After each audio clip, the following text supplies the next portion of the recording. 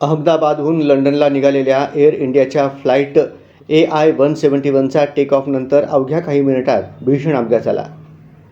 700 फूट उंचीवर गेलेले हे विमान मेघाणी नगर परिसरात कोसळले, ज्यामुळे 230 प्रवासी आणि 12 क्रू मेंबर्सपैकी केवळ एक जण वाचला.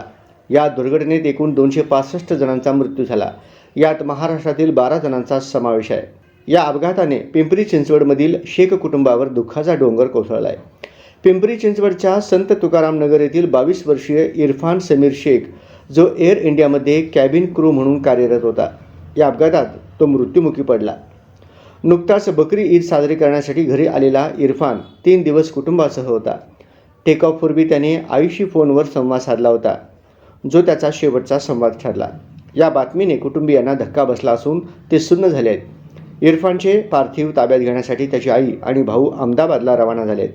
मात्र DNA तपासणीनंतरच पार्थिव सुपूर्द केले जाईल, अशी माहिती इरफानचे काका फिरोज शेख यांनी दिली. ही दुर्घटना पिंपरी चिंचवडसह संपूर्ण महाराष्ट्रासाठी हृदयद्रावक ठरली आहे.